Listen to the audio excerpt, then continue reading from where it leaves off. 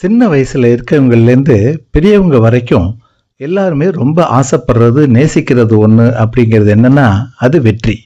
எங்கும் வெற்றி, எதிலும் வெற்றி. இது வேணும்னு தான் எல்லாரும் உழைக்கிறது. இந்த வெற்றி ஒரு சிலருக்கு ரொம்ப ஈஸியாக கிடைச்சிடுறது. அதை பார்த்து நமக்கு இப்படி வெற்றி கிடைக்கலையே அப்படிங்கன்னு நேரத்தை வேஸ்ட் பண்ணாமல் இந்த பதிவில் சொல்கிறத நீங்கள் செஞ்சீங்கன்னா வெற்றி நிச்சயம் உங்கள் பக்கம்தான். வேண்டாத தெய்வம் இல்லை, போகாத கோயில் இல்லை அப்படின்னு சொல்கிறத விட்டுட்டு இப்போ நாம் பார்க்க போகிற கோயில், அதுவும் நம்ம தமிழ்நாட்டிலே இருக்கிற கோயிலுக்கு போயிட்டு வந்தால் வெற்றி நிச்சயம் அப்படின்னு அடித்து சொல்லலாம்.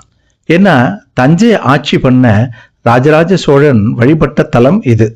திருவாரூர் மாவட்டம் கீழவீதி பகுதியில் இருக்கிறது இந்த தலம்.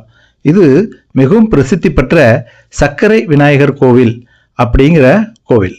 சுமார் 100 வருஷம் பழமையான இந்த கோவில்ல விநாயகர் சுயம்பு மூர்த்தியா அருள் பாலிக்கிறார். இங்க இருக்கிற விநாயகரை வழிபட்டா வெற்றி நிச்சயம், வேண்டிய வேண்டுதல் முழுமையா நிறைவேறதாகவும் நம்பப்படுறது.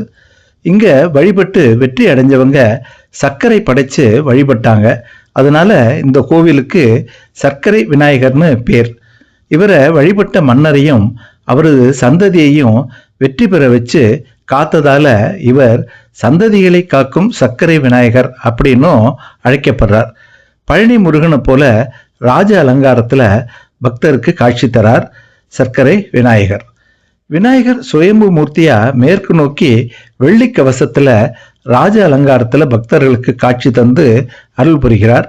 இங்க இருக்கிற மகா மண்டபத்துல அமர்ந்து தியானம் செஞ்சு விநாயகரை உற்று நோக்கினால் அவர் நம்மளோட பேசுறது போலவே நாம உணரலாம். இங்க வந்து வேண்டுதல் நிறைவேறியவர்கள் 108 தேங்காய் உடைச்சும் நெய் விளக்கு ஏத்தியும் நேர்த்திக்கடன் செலுத்துகின்றனர்.